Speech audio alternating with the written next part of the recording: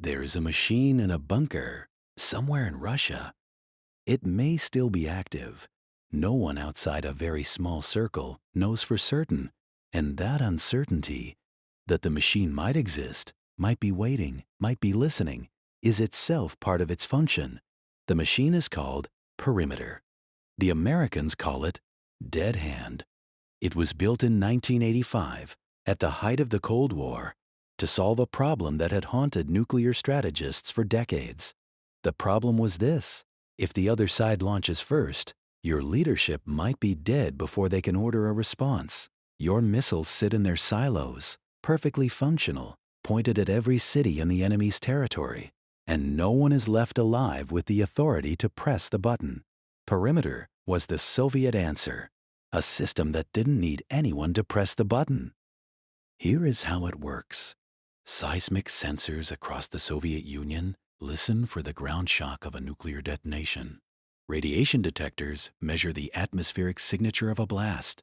Communications lines monitor for contact from Moscow. If perimeter detects the triple signature, ground shock, radiation spike, and severed communications, it assumes the worst. It transfers launch authority from human leadership to a small group of officers in a hardened bunker. And if those officers cannot be reached, or if they hesitate, or if the bunker itself is destroyed, the system launches anyway. No human hand, no final phone call, no last-minute reprieve. The logic was cold, but it was not insane. In fact, from the perspective of deterrence theory, it was elegant. The entire point of nuclear weapons is to make the other side believe that attacking you will result in their destruction. The weaker that guarantee, the more it depends on a particular person being alive and rational and reachable, the more tempting a first strike becomes. Perimeter closed that gap. It said, even if you kill everyone who could stop this, you still die. There is no decapitation strike that saves you. The machine will avenge us. The terrifying thing is not that perimeter existed. The terrifying thing is that the logic that created it has only gotten stronger. Let me tell you about a morning in 1983, September 26th. A Soviet lieutenant colonel named Stanislav Petrov was on duty at a bunker south of Moscow. His job was to monitor the early warning satellite system. At 0:15, an alarm sounded. The computer reported a single American missile launch, then another, then another. 5 missiles, the system said, incoming from the United States. Petrov had minutes. The protocol was clear: confirm the attack and report to command, who would authorize a full retaliatory strike. That was the system. That was the logic of deterrence operating at machine speed. Petrov hesitated. He reasoned, correctly as it turned out, that a real American first strike would involve hundreds of missiles, not 5. He suspected a satellite malfunction. He reported it as a false alarm.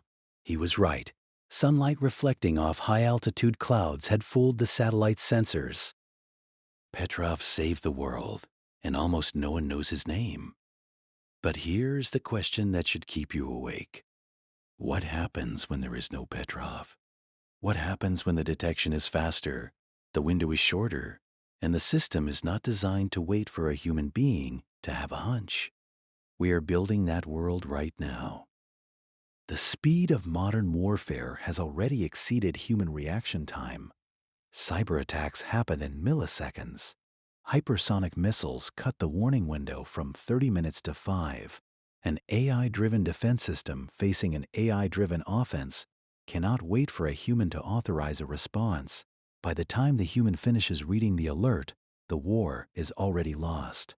So we remove the human from the loop, first for defensive systems, then for counter-battery fire, then for broader target selection. Each step is rational. Each step is justified by the logic of survival. And each step brings us closer to a world where the decision to end human civilization is made not in a situation room, but in a server rack. The United States does not officially have a dead hand system, but it has something close, a system called the Survival Adaptive Planning Element, which uses AI to generate nuclear war plans in real time.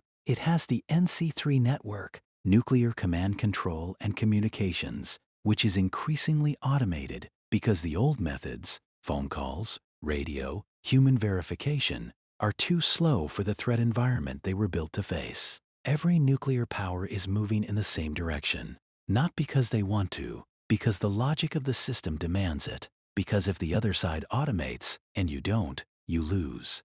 Because deterrence is a game where hesitation is indistinguishable from suicide. The argument for automation is straightforward. Machines don't get scared. Machines don't get angry. Machines don't misinterpret data because they're tired or hungover or distracted by a fight with their spouse. Machines, in theory, make better decisions than humans under pressure. This argument is also wrong. Machines don't get scared, which means they don't know what is at stake. They don't get angry, which means they don't feel the weight of what they are about to do. They don't misinterpret data because they're tired. They misinterpret data because their training set had an edge case, because the satellite was at the wrong angle, because sunlight on clouds looks exactly like a missile launch to a sensor that has never seen either.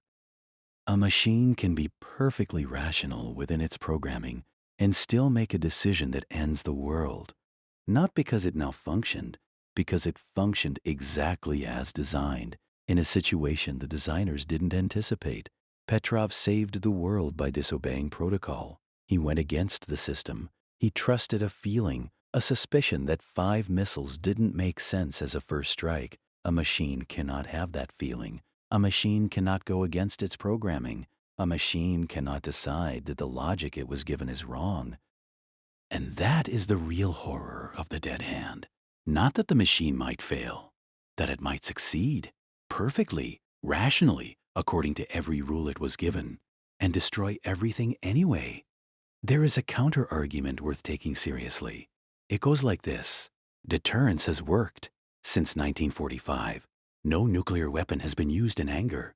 The systems we built, the missiles, the submarines, the early warning networks, the command and control protocols, have kept the peace for nearly 80 years.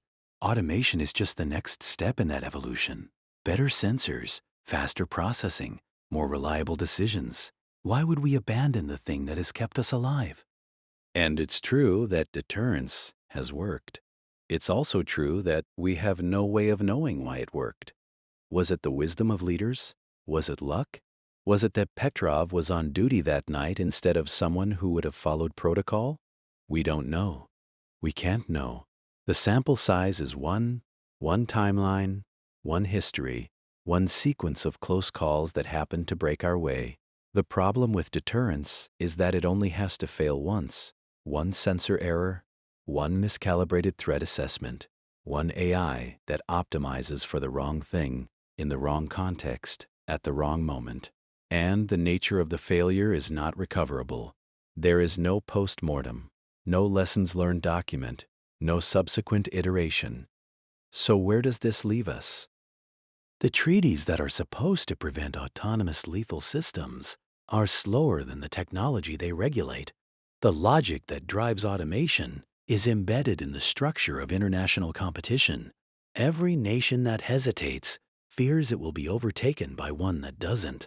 And the systems themselves are becoming more opaque, more integrated, more difficult to audit or even understand. The question is not whether we should stop building autonomous systems. That ship has sailed.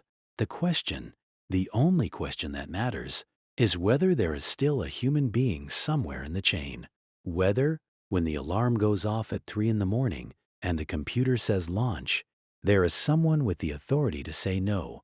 Someone who can hesitate. Someone who can look at 5 blips on a screen and think, that doesn't make sense.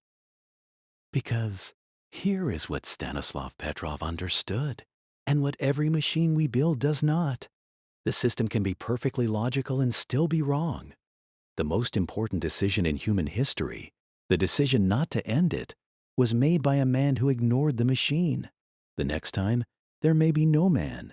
There may only be the machine. And the machine will not hesitate.